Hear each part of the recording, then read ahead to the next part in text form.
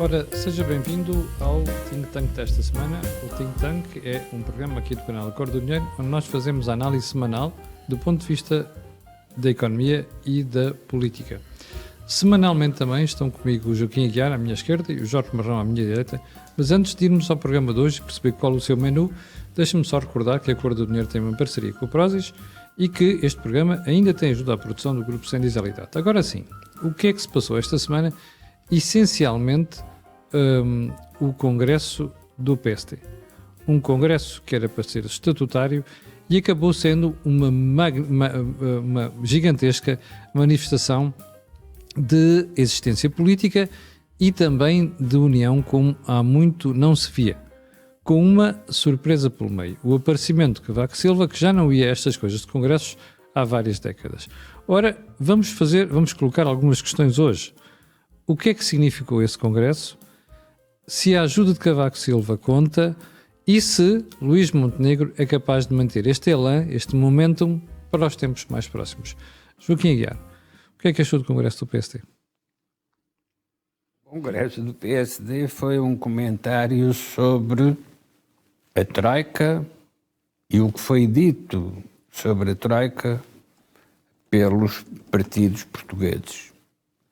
Porquê é que foi um comentário sobre a Troika? Porque a recuperação da economia portuguesa está a constituir um tema de debate na economia internacional, designadamente pela intervenção do Paul Krugman, que veio dizer, não há dúvida que recuperou, ele não sabe como é que isso se justifica.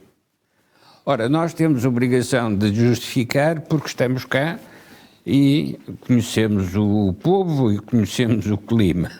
Isto é, não está cá, porque já morreu, o António Borges, que dizia, no mais agudo da crise, que Portugal recupera rapidamente os equilíbrios perdidos e surpreende toda a gente porque recupera mais depressa do que se estava à espera.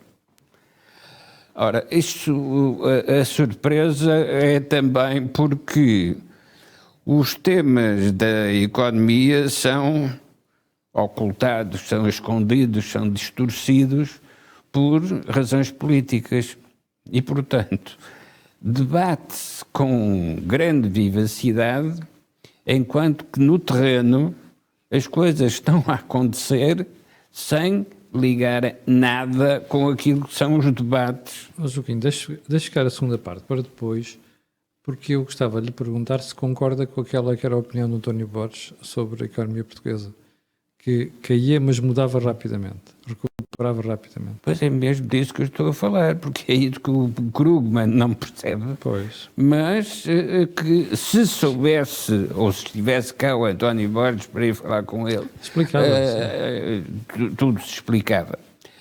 Porquê é que isto é importante?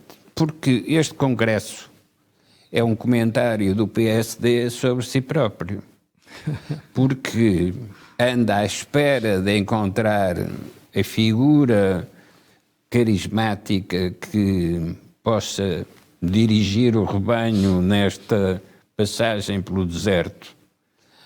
E o que vai fazer é buscar os antigos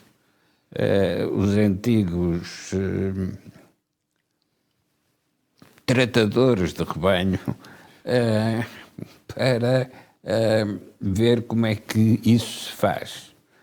E lá apareceu o Cavaco Silva a dizer é preciso mudar. Mas esta frase do é preciso mudar é só definir o objetivo, não é definir como é que isso se faz. Mas isso não faz ao Cavaco, não compete ao Cavaco, não é? Ora bom, ou como é que isso se faz vai resultar de uma combinação das eleições que até hoje já têm data, mas não há temas de debate para essas eleições, vai resultar, portanto, dessas eleições, mas também da interpretação do que é que aconteceu ao PS, que com uma maioria absoluta, sem coligação com outros partidos, consegue destruir essa maioria absoluta e repete a tragédia de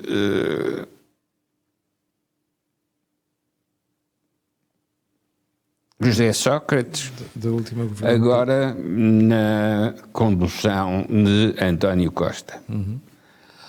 O António Costa tudo tentou para esconder a responsabilidade de José Sócrates na crise que veio de 2008 a 2011. Ó Joaquim, mas tivemos dois membros do Partido Socialista, candidatos a eleições, que tentaram depois, nas reações àquilo que foi o Congresso do PSD, voltar a essa narrativa, que é esconder o problema criado pelo governo de José Sócrates, dizendo que a responsabilidade daquilo tudo foi o PSD, que o PSD quis cortar despesas, inclusive a pensões. Não só dizem que a responsabilidade é do PSD, como têm a coragem de dizer isso perante os dirigentes do PSD, que a única coisa que têm para dizer é que não perceberam nada daquilo que foram obrigados a fazer. Ora, é este jogo de sombras que não resiste à evidência da evolução dos números da economia. E, de facto, a evolução dos números da economia mostram que o último programa consistente de desenvolvimento da economia portuguesa foi produzido justamente pela Troika.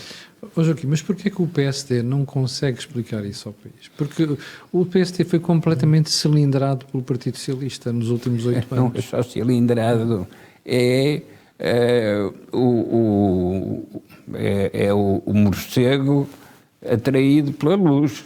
Isto é, acenderam uma luz ao PSD, ele ficou bloqueado e não consegue sequer dizer aquilo que fez. Porque o que é extraordinário nesta crise é que quer a crise aparece sem autor, porque José Sócrates ficou nos cofres da mãe e, portanto, o lítio ainda não está no lugar do wolframio, mas vai a caminho e, portanto, se calhar iremos encontrar novas histórias de wolframio na forma de lítio. Mas o que se verifica também é que mesmo aqueles que conhecem o que se passou no PS e tudo fizeram para ocultar, afinal caíram eles na mesma armadilha. A armadilha de, a partir do wolframio, agora lítio, ganha-se quem participa no projeto e, tal como aconteceu no tempo do wolframio, fazem ou tentam-se fazer fortunas rapidíssimas. Deixa-me voltar e aqui ao Jorge. Jorge, Congresso do PSD, como é que tu viste no momento? Eu julgo que Luís Montenegro pode ser, como se me dizer, preso por ter cão e por não ter. O que é que eu quero dizer com isto? O facto de Luís Montenegro ter proporcionado tornar-se a figura do fim de semana foi uma estratégia muito útil ao Partido Socialista. Porque se nós observarmos o que a imprensa fez logo a seguir, o que estamos a fazer parece que a avaliar Luís Montenegro. Ora, o que nós estamos a decidir para as eleições de março é derrubar o Partido Socialista e tirar o Partido Socialista da governação. Mas achas que foi inocente o que se fez? Não, da parte da comunicação social não foi nada inocente. Claro. Portanto, foi uma estratégia que interessou ao Partido Socialista. Ora, o que o país tem que discutir nas eleições de março é afastar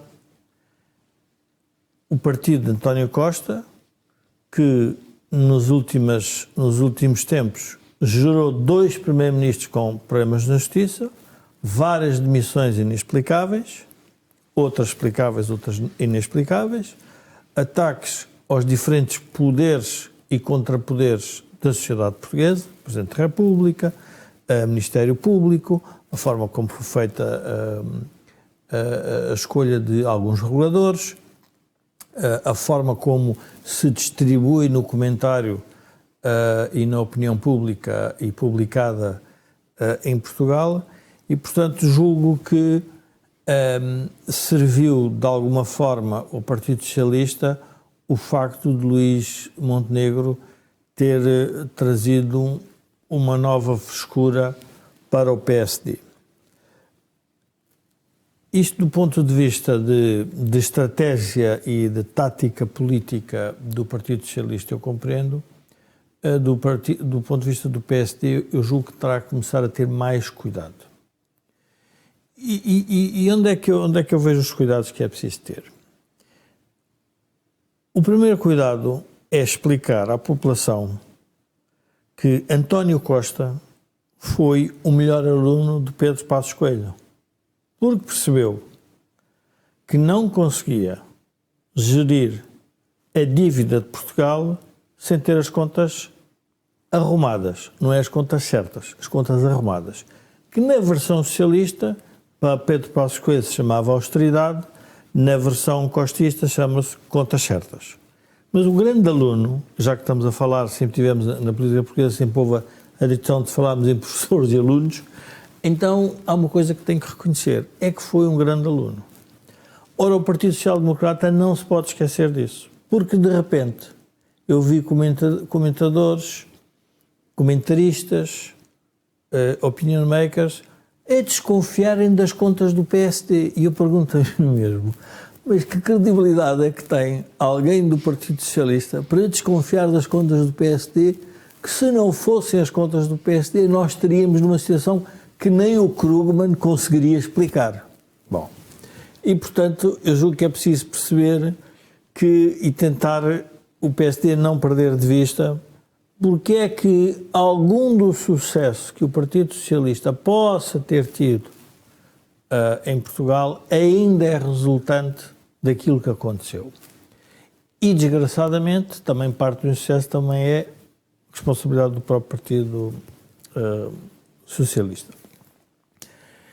E aí é que julgo que Luís Montenegro fez uma coisa que me pareceu boa, e eu vou tentar explicar às pessoas porque é que eu julgo que isto é importante, Luís Montenegro ter feito, ainda que tenha que ter cuidado com a forma como o vai fazer. Nas primeiras eleições, em 74, nós tínhamos de pessoas com mais de 64 anos, 855 mil. Em 2022 temos 2 milhões e meio de reformados. Pois é. E tinhas 7,77 pessoas então, para contribuir por cada pensionista e agora tens 2,2. Há um problema no sistema eleitoral português que é a captura da política para a população envelhecida. Exatamente. E, portanto, percebe-se que o discurso de Montenegro é uma tentativa de começar-se a aproximar desse grupo etário, grupo eleitoral, que obviamente está a condicionar a sociedade europeia e a grande parte das sociedades no mundo. E que vai ser responsável pelo baixo crescimento, pela estrutura demográfica de cada país. Mas aqui há que parar e fazer alguma reflexão, que é a seguinte. Olhemos então para a abstenção em 74 e nas eleições seguintes e para a abstenção agora. A abstenção em 75 foi de 520 mil pessoas. 520 mil pessoas. A abstenção em 2022 foi de 5 milhões e 200 mil pessoas. Portanto, o sistema político está capturado pelas mesmas pessoas que mais ou menos se mantém estável, Mas cuidado, há 5 milhões que não votam. Portanto, os partidos não estão a conseguir mobilizar as pessoas. Esses 5 milhões. Esses 5 milhões. E aí é a grande oportunidade que eu acho que o Luís Montenegro tem. Porque o que me pareceu do Congresso foi, obviamente, uma união à volta de possível chegada ao poder. Portanto, toda a gente no PSD quer chegar ao poder, mas há uma coisa que parece evidente: passou muito pouco tempo desde a demissão de António Costa, em que se previa que Luís Montenegro ia, enfim, numa trajetória descendente, e ele agora tem que ir numa trajetória ascendente para as eleições. Parece-me que há pouco tempo para consolidar aquilo que mobilizaria as pessoas. E aquilo que mobilizaria as pessoas não pode ser o mimetismo do PS. O mimetismo do PS, qual é? Tem a ver com a questão dos salários mínimos, tem a ver com a questão das reformas, tem a ver com aquilo que se diz que vai fazer na saúde e educação e que não se fez, e, portanto, parece que temos o Dupont e Dupont, quer dizer, de repente um diz uma coisa, o outro diz outra, e, como dizia no outro think tank, nós vamos ter Natal até março pelos 2 grandes partidos do centro da governação. E eu acho que Luís Montenegro tem que rapidamente demarcar disso e explicar que pode fazer muito mais do que o PS, que também não será muito difícil, sim, considerando os resultados que fez. Mas tu achas que Luís Montenegro consegue fazer isto sozinho? Ou seja, ele foi líder parlamentar do PST durante aqueles anos do corte da Troika.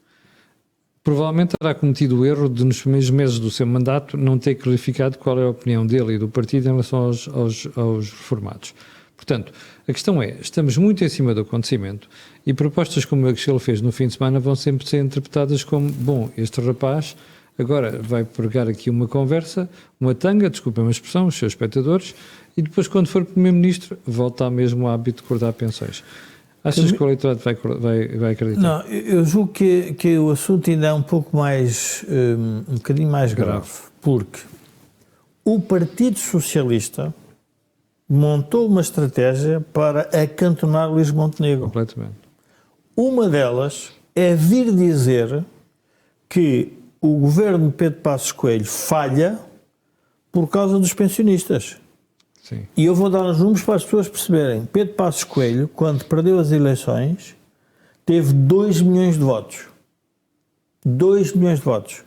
O António Costa, quando ganhou com a maioria absoluta, teve 2 milhões e 300 mil. Nós estamos a falar em 2 milhões e meio de pessoas com mais de 64 anos. Pois.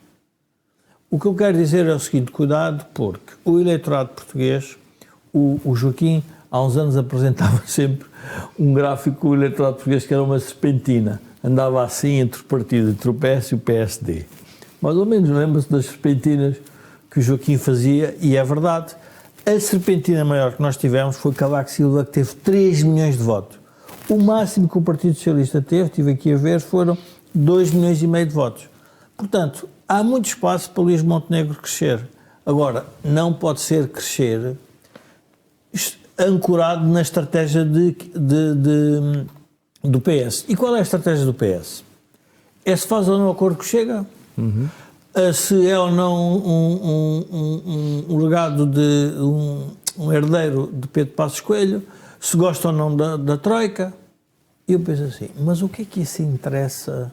O que é que o Partido Socialista, que é o que está a ser avaliado, tem que dar palpites sobre o que é que o PST vai fazer? Ora, eu acho que rapidamente o PST tem que sair desse e como é que faz isso? Debate. Eu não tenho certeza. Na linha do que estávamos Camilo, na linha do que não vale a pena ocultar. O que é que quer fazer ao país? Para onde é que quer levar o país? Eu vi uma expressão, penso que foi Luís Marques Mendes, que diz, até que enfim que... O PSD está preocupado com questões sociais. Com as sociais. E a pergunta que eu tenho que fazer, mas a maior preocupação social que o PSD fez foi termos outra vez crédito para pagar aos funcionários públicos e aos pensionistas. Sim. É que nós estamos a inverter o problema. É. Com a ajuda da própria direita. Com a ajuda da direita, ou seja, nós invertemos o problema. O problema é muito simples. Para haver Estado Social, tivemos que pagar aquilo que gostávamos e aquilo que não gostávamos. O Estado Social foi mantido porque voltámos a ter crédito. E vem dizer que o PSD não é um partido que tinha responsabilidade social? Estranhíssimo. Uma outra coisa que me pareceu boa no Congresso foi não se dedicar muito à questão aos outros partidos. Julgo que foi uma tentativa boa de unir o partido. Na questão de Cavaco Silva, eu penso que é uma forma de Cavaco Silva participar, enfim, no seu... que se lembrem dele. Sim. E que o Congresso se lembrou. Se vocês ganharem, lembrem-se do que é que eu fiz, lembrem-se que isso pode ser importante. Menos bom foi a ausência de Pedro Passos Coelho e de Rui Rio. Mas porquê é que tu achas que foi bom Passos Coelho? Foi mau Passos Coelho não ter ido?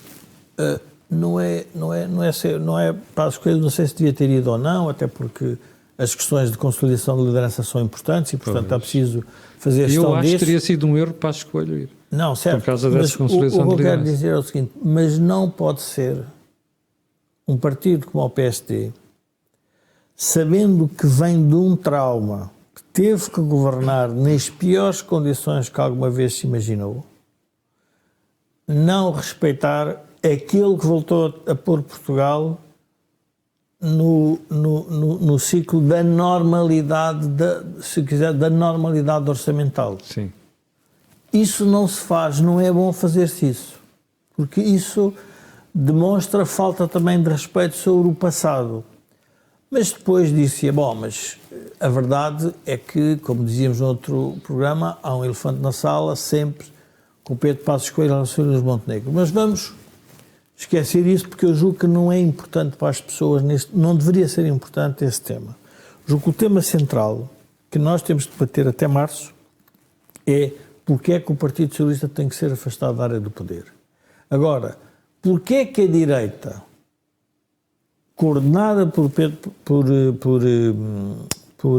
Luís Montenegro, tem que demonstrar um programa que mobilize não só o eleitorado tradicional, que tem no fundo criado uma espécie de um equilíbrio mais para o envelhecimento e menos para a economia, porque, vamos ver, a questão do envelhecimento demográfico é um tema que já está a ser estudado pelo FMI há muito tempo, que é qual é o impacto que o envelhecimento tem no crescimento e qual é o problema que isso traz do ponto de vista orçamental.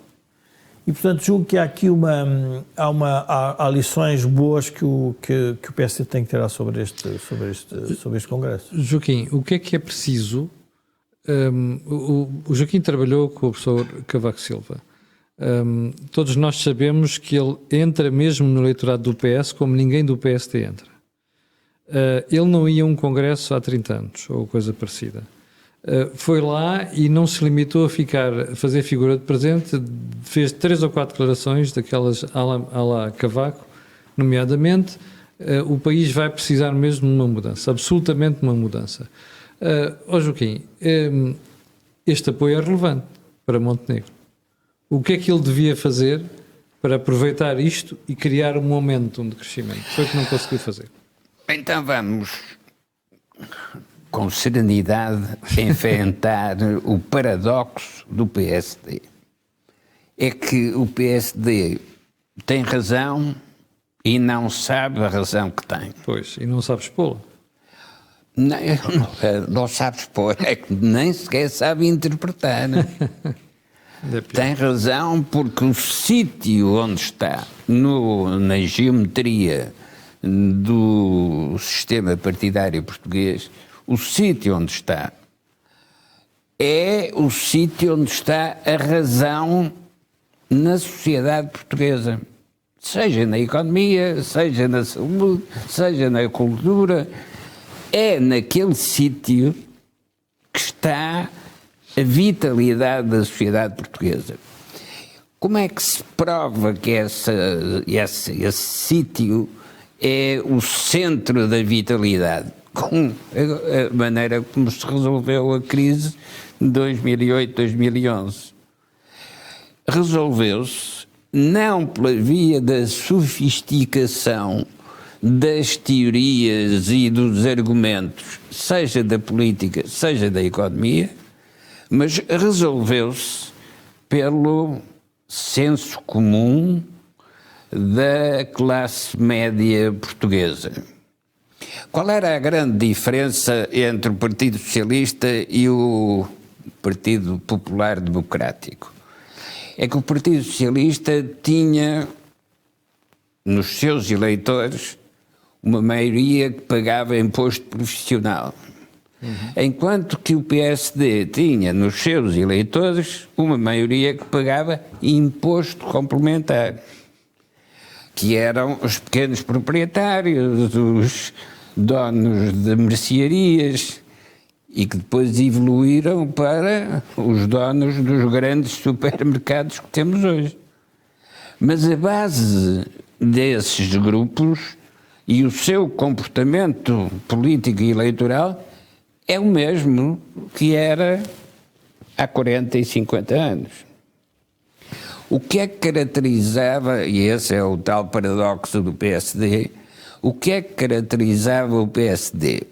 Tinha razão, não sabia como é que se descrevia essa razão que tinha, mas se alguém lhes explicasse, conseguiam resultados importantes. Quem lhes explicou foi Cavaco Silva. Será que sabia, ou alguém lhe disse? Temos que fazer a mesma pergunta em relação ao PS. O que é que o PS fez na sociedade portuguesa? Quando acaba o salazarismo e vem a democracia, o PS estava à espera de voltar à sua situação de Primeira República, que é o partido dominante. E, portanto, tudo foi feito, quer do ponto de vista da argumentação, quer do ponto de vista da mobilização dos membros do Partido Socialista, tudo foi feito para que o PS fosse o partido dominante. E de tal maneira foi o partido dominante que hoje é o partido que, pegando no autocarro que era a sociedade portuguesa, o espatifou na parede. E as oportunidades que tivemos com a entrada na União Europeia foram desperdiçadas porque não foram entendidas. Isto é, o PS entendeu as oportunidades dos fundos europeus para distribuir. Como uma parte do PSD, que até esteve com o Cavaco Silva, também interpretou da mesma maneira. Os primeiros fundos comunitários foram distribuídos como se fosse riqueza nacional. E não era. Aquilo eram fundos para modernizar a sociedade portuguesa. Sim. Como ela não se modernizou, entrou-se naquilo que veio a ser o programa da Troika. Isto é, comprimiu-se aquilo que era a fantasia para se ficar apenas com aquilo que é a capacidade produtiva portuguesa. Ora, quem foi sacrificado nessa demonstração não foram os funcionários públicos que não tiveram aumentos, não foram os reformados que passaram a receber menos. Os sacrificados nesse erro estratégico foram os jovens e as novas gerações. Porque para proteger as velhas gerações, acabou por se esmagar aquilo que eram as novas gerações, que hoje falam inglês e francês livremente porque foram para lá. E foram para lá porque não podiam continuar aqui. Ora, esse é que é o crime do Partido Socialista. Mas porquê que o PSD não consegue explicar isso ao país? O PSD não consegue explicar porque é da natureza do PSD ter razão e não perceber a razão que tem. Porquê é que é da natureza do PSD isto? Porque o PSD foi formado, constituído, articulado por protagonistas secundários dos meios intelectuais de Portugal. Pelo contrário, os socialistas e os comunistas pertenciam à elite intelectual da sociedade portuguesa. E, portanto, quando aparecia o Sá Carneiro ao lado de Mário Soares, o Mário Soares era o homem culto que tinha uma biblioteca e que conhecia os agentes culturais portugueses, enquanto que o Sá Carneiro era o provinciano advogado do Porto e que, digamos que, a única aspiração que tinha para ascender no imaginário da sociedade portuguesa era arranjar uma namorada louca do norte da Europa. Não é? Ora, este tipo de divisão não tem relevância do ponto de vista da argumentação nos modelos teóricos, mas é essencial para perceber o que é que na sociedade portuguesa estes dois grupos representam. O Soares representa a sociedade de nafarros. E depois pergunta-se, mas o que é isso da sociedade de nafarros? O dinheiro para comprar nafarros foi entregue ao Dr. Mário Soares quando ele foi advogado da herança Champalimau. E quando a Maria Cristina Melo, também casada com António Champalimau, na altura da partilha da herança do seu pai, Dom Manuel de Melo, contratou o Dr. Mário Soares para ser o seu advogado.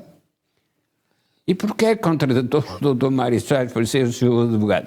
Porque naquela altura, na sociedade portuguesa, o Dr. Mário Soares era uma garantia de que a família do Dom Manuel de Melo não ia prejudicar e enganar a sua filha Maria Cristina de Melo. Este tipo de confronto não é apenas um confronto de famílias e um confronto de centros patrimoniais, é também um confronto de imagens culturais. E, de facto, a direita não tem imagem de cultura. Então, mas deixa-me perguntar ao Jorge porque é que isto acontece, Jorge. Esta dificuldade que o PSD tem em mostrar, primeiro desencantonar-se, não é? E dizer, atenção, isto aqui não é a nossa responsabilidade, é o fracasso que corresponde àquilo que o Joaquim acabou de dizer aqui. Porquê que o PSD tem esta dificuldade? Eu julgo que há aqui uma inversão de análise, porque o PSD não tem esta dificuldade. As elites de Lisboa e a Corte de Lisboa e aqueles que gravitam à roda do poder do Terreiro do Paço é que criaram sempre essa ideia que o PSD não entra pelo eleitorado adentro, o que não é verdade. Jorge, então deixa-me fazer uma pergunta. O PSD teve até há 12 meses atrás, ou 13 meses atrás, um líder do Porto. E não era a Corte de Lisboa, e não conseguiu fazer isso. Não, mas vamos no raciocínio que estávamos aqui a seguir para percebermos. Todos os líderes de direita em Portugal, Cavaco Silva, Durão Barroso, Paulo Portas, Pedro Santana Lopes, Rui Rio, Pedro Passos Coelho, agora Montenegro, falta-lhes qualquer coisa no pedigree político que resulta de Abril de 74. E isso vem de uma estratégia que António Costa é mestre quase todos eles vêm da mesma escola, que é a escola leninista. A escola leninista, o que é importante é conquistar o poder, manter o poder e destruir a reputação do inimigo. Não fazem mais nada na vida senão isto. Aliás, vê-se a reação de Pedro Nuno Santos e de Zé Luís Carneiro, em que de repente parece que o problema do país é o Luís Montenegro. Dizem, não, o problema do país é o PS, dos quais os dois estiveram no governo de António Costa. E, portanto, é esta capacidade que o PS tem de fazer a gestão mediática disto que dá a ideia que o PSD não chega lá. Mas não é verdade, porque as pessoas, quando votam, votam de acordo com aquilo que leem. E aquilo que leem tem sido muitas surpresas. E foi a surpresa, em 2015, a maior surpresa não é... O PS conseguiu criar uma ideia que é, uma surpresa foi a derrota de Pedro Passos Coelho. Não, é que é estranho, Pedro Passos Coelho ganhou as eleições, mas parece que foi o derrotado. Não, o que foi derrotado foi o país, porque hoje, em 2023, não há coragem política para celebrar o 25 de novembro. E é essa incapacidade onde é que a crítica vai direto a Montenegro. Porque Montenegro não está a querer dizer que há um problema no regime, não está a querer polarizar porque se quer dizer moderado e centrista. Vai-se tramar. Porque é verdade que o regime vai-se ter que polarizar. Vai-se ter que polarizar para quê? Para mudar. Porque se não fizer isso, então o que está a fazer, e estamos todos de acordo, é a alternativa política em democracia. Não há pior nem melhor. Muda-se, porque este não serve, vamos para o outro. Mas a pergunta é, mas para fazer o quê e governar como? Qual é a outra dimensão que é preciso ter atenção? Vamos a um caso em concreto, por exemplo, quer da Iniciativa Liberal, quer do Chega. A Iniciativa Liberal e o Chega são partidos que nasceram na ressaca da quebra da força do PSD. Da crise da direita. Da direita. E a pergunta é, mas o PSD não vai ter que conviver com isso? Vai ter que conviver com isso porque esse eleitor estava em algum lado. Apesar de tudo o que se fez contra o Chega, apesar de tudo o que se disse contra a Iniciativa Liberal, a Iniciativa Liberal era porque era liberal, o Chega era porque era de extrema-direita, tiveram aqueles votos. E quando nós olhamos para o panorama da comunicação social, parece que não deviam existir aqueles partidos. Eu digo, não, aquele eleitorado existe. A forma como é articulada politicamente poderia ser diferente. Mas isso o PSD não foi capaz de gerir isso e, portanto, fez a gestão e gerou 2 novos partidos. E participou também, se quisermos, obviamente também com os militantes do CDS, na descida do CDS. E, portanto, essa foi, se quisermos, foi a incapacidade do PSD que teve de analisar isso. Agora, vamos às questões centrais da sociedade portuguesa. A sociedade portuguesa está ou não está polarizada entre os que têm rendas e os que não têm rendas? Claro que está. É evidente. E quando Montenegro fala para aqueles que dependem de rendas, dependem do Estado, basicamente está a reconhecer, vamos lá ver, o engarrafamento onde nós estamos metidos. Qual é o engarrafamento? É que de repente os portugueses estão todos dependentes do Estado para terem um nível aceitável de vida, mas não têm riqueza produzida para aumentar esse nível de vida. E, portanto, está a fazer, no fundo, esse movimento. Agora, porquê é que o PSD não vai mais longe? O PSD não vai mais longe porque ainda não se refez. Há 2 temas que julgo que estão a condicionar um PS e outro PSD. No caso do PS, o que está a condicionar a incapacidade do PSD, o PS se regenerar, é necessariamente a justiça. Não sabem como é que vão lidar com o problema e atiram tudo para o outro lado. E o PSD sabe? Não, o PSD não é o tema da justiça, é o tema de Pedro Passos Coelho e da Troika. Estes 2 partidos, que são os partidos do governo, ora, se nós pensarmos na estrutura, na arquitetura da democracia portuguesa, São dois temas que têm que ser resolvidos. A justiça, porque as pessoas percebem que é preciso que a justiça funcione de forma diferente, e é preciso que a sociedade e a economia também funcionem de forma diferente.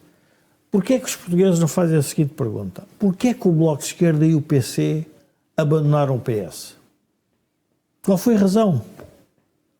Porque, de repente, António Costa percebeu que a única forma de levar o país para algum sítio aceitável seria reverter aquilo que ele tinha dito que ia reverter. Ora, no fundo, isso era abandonar o acordo com a geringonça. A utilidade dos extremistas não é só serem extremistas, o extremismo. A utilidade dos extremistas é que obrigam os moderados a absorver parte das políticas que eles estão a questionar e a denunciar. E isso foi uma utilidade. O país percebeu, com a geringonça, que não vai lá de nenhum. Não vai lá de nenhum porquê? Porque o resultado estava a ser evidente. Tanto que os próprios militantes do PC, os próprios votantes do PC e do Bloco, decidiram deixar cair os dois partidos e votaram no Partido Socialista. E, portanto, ou seja, a solução de Portugal passa por resolver o problema da justiça, mas também resolver o problema do programa que a Troika nos trouxe. E que nós não queremos chamar Troika, queremos chamar outra coisa qualquer. Porquê? Porque, pronto, criou-se o demónio. E, portanto, o Partido Socialista está a querer criar o demónio da justiça, vai-se tramar. Porquê? Porque não resolve o problema da justiça, só cria instabilidade dentro da justiça, como também criou instabilidade na sociedade porque não quis resolver o problema da Troika. Aliás, veio dizer que o PSD é que era responsável por tudo aquilo que correu de mal em Portugal. Ora, ele foi o grande herdeiro de duas coisas: de uma economia mais exportadora, de uma dívida completamente, diria, reestruturada, de mais crédito e de poder voltar a pôr dinheiro no Estado Social. Portanto, o PS não teria que fazer um tapete vermelho, nem levar umas velas até Fátima, a Pedro Passos Coelho e a Paulo Portas e à Troika, mas deveria ser com um bocadinho de honestidade intelectual, dizer: sim senhor, houve aqui coisas que não foram mal feitas. Não querem fazer isso. Nem o PS quer fazer isso, nem o PSD quer fazer. E por isso é que vão ficar no meio da ponte. E no meio da ponte as pessoas já perceberam que o país está a viver. Depois se diz: mas então o extremismo cresce. Mas como é evidente. Quer dizer, se o centro, perante dois problemas, perante situações novas que estão a ocorrer. Repara, Camilo, é importante nós percebermos que o Congresso do PSD só está a interessar ao status quo, porque eu acho que o povo ainda não conhece Montenegro. Acho que ele tem que fazer um grande percurso. Mas por isso é que eu pergunto se não foi importante a visita de Cavaco, que é para dar uma espécie de cheque em branco. Claro, a visita de Cavaco foi importante. Agora, a estratégia agora do PS é que já nem quer usar Cavaco, porque basicamente quer transmitir a ideia que Cavaco se transformou numa múmia. Sim. Só que a presença dele revela aquilo que aconteceu a Portugal quando foi um PSD reformista, um PSD que queria o desenvolvimento, um PSD dedicado... O que isto mostra, a reação depois da ida de Cavaco ao Congresso, é que o PS continua a ter muito medo de Cavaco Silva. O PS não tem medo do Cavaco Silva, o PS tem medo do PSD que não tem medo do PS. É isso que eu estou a dizer. Cavaco Silva, é uma coisa importante, o Cavaco Silva nunca ligou nem aos jornais, nem aos jornalistas, nem à comunicação social. É verdade. Não é a mesma coisa que está a acontecer com o Luís Montenegro, que está muito preocupado com a sua imagem. Não funciona na direita. Não funciona. A direita não tem esse campeonato, a direita não joga nesse campeonato. É um campeonato completamente diferente. E por isso é que eu vejo que... aliás, eu aconselhava às pessoas, quando perguntam sobre coisas sobre Montenegro, eu aconselhava às pessoas a irem aos jornais o que é que Montenegro disse em 2011 sobre as pensões e sobre os cortes quando defendeu o governo de Pedro Passos Coelho. para perceber que o que lá está dito é mais ou menos aquilo que agora dá a dizer o Nuno Santos e Zé Luís Carneiro, que é, eles não fizeram contas.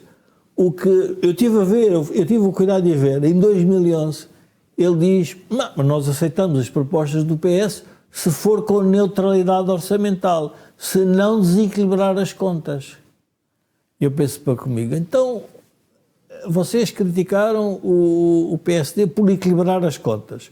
Agora que o PSD vos deu a oportunidade de haver mais folga orçamental, vocês vêm dizer que é esta. Há duas coisas que na comunicação social em Portugal estão a prevalecer. Uma é a falta de memória, a pesquisa histórica muito seletiva, não é de investigação, é a que dá jeito para fazer os soundbites, e portanto agora temos que preparar.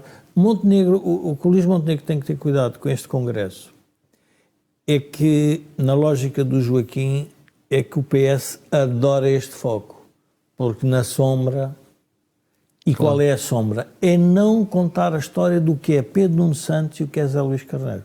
Eu estava a ouvir Pedro Nuno Santos e lembrei-me assim, qual é a diferença deste deputado, ministro, para aqueles jovens que nós encontrávamos na Universidade das RGAs, que vinham da escola maoísta, da escola da Albânia e da escola do socialismo não soviético. Eles organizam, com Pedro Nuno Santos, o país com Pedro Nuno Santos à frente, que é uma coisa fantástica, acho que estamos vamos estar no paraíso, porque a vontade de transformar o homem é quase deificada. No fundo, a esquerda está a tornar Pedro Nuno Santos um deus. Ora, isto está a tornar o Partido Socialista nervoso, terreno, que está agarrado a um conjunto de interesses. E por isso a candidatura de Zé Luís Carneiro, por isso é que eu digo que estas eleições são fantásticas, porque não vão resolver nada, mas vão revelar muito mais coisas. A candidatura de Zé Luís Carneiro, o quê? É a candidatura de um partido que olha e diz assim, a gente falhou a geringonça, não conseguimos fazer isto, e agora ficamos sem o poder, ficamos sem poder manter as clientelas, sem manter os interesses, temos 2 primeiros-ministros em investigação, temos, no fundo, a classe política totalmente descrente, temos o Chega a crescer de forma brutal e que, portanto, que abana o sistema. E pergunto, e estamos todos felizes e contentes porque Luís Montenegro ainda não tem o que eles acham que é o carisma? Eu acho que vai correr mal, em geral, para nós, no sentido em que era preciso que alguém viesse dizer o mundo português tem que ir para outro caminho. E nem isso Cavaco Silva também quis fazer, porque também se percebe que já não tem idade. Percebe-se. E não é também o seu momento. Nem não, estar-se a substituir. Pronto, apesar de ter feito alguns textos a explicar o que estava a passar. Mas eu julgo que há aqui há um trabalho que o PSD tem que fazer, que é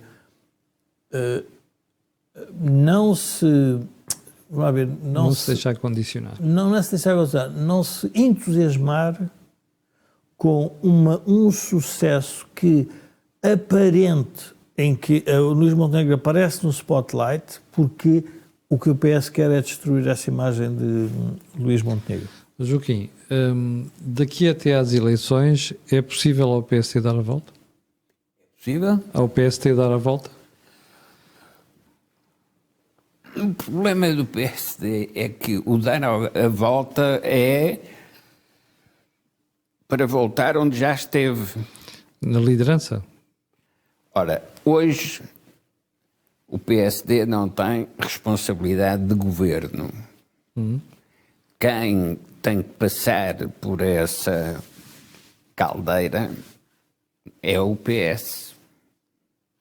Então o que é que o PSD tem que fazer? Defender o seu programa que elaborou com a Troika e que teve os resultados positivos de que hoje beneficiamos, mas que não sabemos que veio do PSD. Não sabemos que veio do Vítor Gaspar, porque aquilo que é o programa de hoje, o tal programa que impressiona o Krugman quando diz eu não sei explicar. Não, foi o que o Vítor Gaspar fez. E os portugueses que têm, de facto, quem lhes aponte os caminhos, não estão informados de que quem ganhou o debate foi o Passos Coelho, foi o Vítor Gaspar, foi o António Borges. Esses foram, de facto, os heróis da crise. Como o António Manuel Pinto Barbosa, o Jacinto Nunes, tinham sido os heróis do crescimento económico no tempo de Salazar. Ora, esta ignorância paga-se caro, porque quem não sabe repete os erros. Ora, não é possível atuar na política portuguesa sem ter interpretado o que é que foi a Inquisição e o que é que foi a venda dos bens da Igreja. Porque a Igreja, que hoje está reduzida a um conjunto de pedófilos que não estão todos identificados, a Igreja já foi o principal centro patrimonial da sociedade portuguesa. E quando os socialistas da época, chamavam-se republicanos, resolvem apropriar-se dos bens da Igreja, aquilo que eles procuravam foi a mesma coisa que a esquerda, a seguir ao 25 de Abril, procurou nas nacionalizações. Isto é, bloquear os que se podem opor. O grande problema a seguir ao 25 de Abril e antes de chegarmos ao 11 de Março e ao 25 de Novembro, o grande problema era a direita do capital tem capacidade para organizar, financiar um golpe militar para reverter o 25 de Abril. E por isso é preciso descolonizar e é preciso nacionalizar. Ó Joaquim, muito rapidamente, porque ainda quero ir aqui ao Jorge, estamos no final do programa, porque é que não vimos nenhuma manifestação, nem manchetes, nem nada de especial no 25 de Novembro? Porque o 25 de Novembro foi um banho de água fria numa sociedade de agitados. E, portanto, ainda hoje, quem se lembra do 25 de Novembro, lembra-se que se escapou a uma guerra civil que seria uma mortandade, mas já tivemos guerras civis na nossa história, e ali havia condições para ter uma nova guerra civil, e que foi gerida com particular habilidade política, não pelos políticos, mas pelos militares. Foram esses que perceberam que não era possível deixar a sociedade evoluir pelas suas paixões e emoções. Isso que os militares provaram que era possível controlar as emoções e controlar as paixões, é um dos passos essenciais que explicam o prestígio de Salazar. Porque o Salazar foi o que veio resolver a dívida e evitar a guerra. Estamos hoje a perceber que aquilo que o Passos Coelho fez foi controlar a dívida evitar uma situação de dependência, bancarrota. Mas porquê a bancarrota? Porque andaram outra vez à procura do wolframio. Sim. Isto é, continua a ser a captura dos bens da Igreja. Deixa-me voltar aqui ao Jorge. Querias acrescentar um bocado quando o Joaquim estava a falar da Igreja? Não, o que eu queria acrescentar é sobre o facto da sociedade, ao fim destes anos todos, querer abafar o 25 de novembro. É. E o discurso que foi feito sobre voltar atrás ao gonçalvismo, que foi aflorado no Congresso do PSD, não colhe na comunicação social. É verdade. Ora, isto deveria levar aqueles que estiveram com o 25 de novembro a perceber o que é que se está a passar do lado do Partido Socialista, que construiu uma narrativa em que não quer que o 25 de novembro apareça. E isto é uma vingança de António Costa em relação a Mário Soares, como é evidente. Só pode ser. Porquê? Porque o processo democrático, como todos os processos históricos nas sociedades, tem acontecimentos e é como ser uma história. É isto, vamos imaginar que daqui a 100 anos ou 200 anos fazem uma pergunta: porquê é que em Portugal há democracia? Alguém não vai falar no 25 de novembro? Vai ser... Ora, este rasgar desta página é um problema do sistema político. Mas o que é que foi escolhido pela comunicação social e pela maioria das pessoas, por quem domina, no fundo, esta nova sociedade? Foi escolhido o tema que dá interesse, que é as pensões.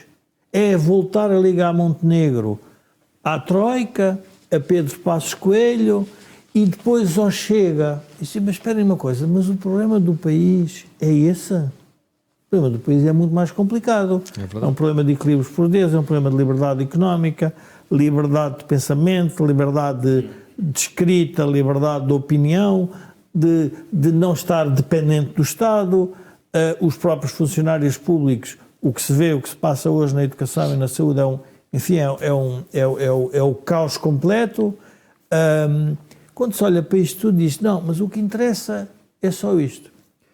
E eu queria voltar à questão quando o Joaquim falou, lembrei-me de uma coisa que acho que pode ser para as pessoas pensarem um pouco, que é, porquê é que é importante o PSD não ir coligado? Porque se o PSD for coligado, voltaríamos ao tema de António Costa com a geringonça. O que é que revelou o facto de António Costa não se ter apresentado ao eleitorado com o Partido Comunista e com o Bloco? Cada um ficou com os seus programas e com as suas ideias. E quem não foi atrás de uma linha teve que sair. Ora, o PSD ainda não se reconstituiu sobre a questão do legado, se quisermos, da Troika, não se reconstituiu das eleições que teve nos últimos tempos, nas divisões internas, e é difícil pensar que se vai apresentar ao eleitorado com um programa estável, com Iniciativa Liberal, com o Chega, pelas razões que já aqui falámos no programa, não o quis fazer desde o início, mas que revelam que os eleitorados estão preocupados com aqueles temas. E, portanto, o partido maioritário tem que ficar condicionado pelos votos dos partidos minoritários. E isso faz parte da essência da democracia. Isso quer dizer, Jorge, que a direita vai perder deputados. Mas, Camilo, mas a direita vai perder deputados. E que numa eleição que vai ser tão cerrada, isso pode fazer diferença entre quem em primeiro ou não. Mas isso é o que... As eleições são para que se resolva o problema dos países. Não é só para dizer que há Parlamento. Se é unicamente para dizer que há Parlamento... Mas é aí que eu quero chegar. É que eu não acho que o problema do país se resolva com o PS reconduzido no poder. Não. Resolve-se com os políticos a terem capacidade de compromisso sobre os grandes problemas do país. Não tem. Mas Camilo, mas a alternativa que nos nem vão ter. Mas, Camilo, com todo o respeito, se nós seguirmos esse raciocínio, vamos ter que usar as palavras de Salazar. Mas Jorge, vou usar os 8 anos do Partido Socialista e os 4 anos do Partido Social Democrata e do CDS. Não houve acordo de regime. O único que houve foi depois cilindrado, foi no IRC. Camilo, não é acordo de regime. Pode chamar o que quiseres. Estou a falar de governação. Mas pode chamar o que quiseres. Pronto. Mas a responsabilidade é dos partidos e os 5,5 milhões que não votam, a responsabilidade é essa. O que nós estamos a querer fazer é reconstituir a democracia com uma base eleitoral muito baixa, porque dá jeito aos dois partidos do poder, ao PS e ao PSD. Não pode ser, não vai funcionar assim para a frente. E mais, quando nós olhamos hoje para o que está a passar na Europa sobre o extremismo, quando falam, por exemplo, no Chega, e não percebem que o Chega é uma corrente europeia dentro da política... Isso é outra história. Não, mas é que não se percebe isso. Então não se está a perceber qual é o problema que a Europa tem para resolver. E isso vai-nos, obviamente, condicionar. Quando o Krugman vem a Portugal e fala sobre, porque não percebe o milagre português, ele devia ter percebido qual foi o programa realmente que nos impuseram para nós resolvermos o nosso problema. E que foi resolvido. E eu só queria... A questão das coligações é importante. Dá-se a ideia que... Há uma tendência agora... Não, agora se nos juntarmos todos, vamos dar todos muito bem e vamos ter muitos deputados. Para quê? Qual é o resultado prático? Se, Camilo, os dois partidos não chegam a acordo sobre matérias estruturais da sociedade portuguesa, como é que nós vamos chegar a acordo sobre uma parte do país? O país mais à direita, que ele próprio não tem o programa definido. Eu julgo que isso vai ser um dos temas que nós podemos debater num outro Sim, até programa. porque já vamos com 2 minutos para além da hora. Bom, foi o Think Tank desta semana, o Análise Semanal, Económica e Política com Jorge Marrão e Joaquim Aguiar. Chegámos ao final do programa de hoje. Antes de irmos embora, quero só lembrar que o canal tem uma parceria com o Prozis e este programa ainda tem ajuda à produção do grupo Sendis Alidata. Quanto a nós, aliás, quanto a mim, eu volto amanhã, mas não queria ir embora também sem lhe pedir aquilo que peço sempre: colocar um gosto e fazer partilha nas redes sociais, porque aquilo que houve aqui não houve em mais sítio nenhum. Muito obrigado.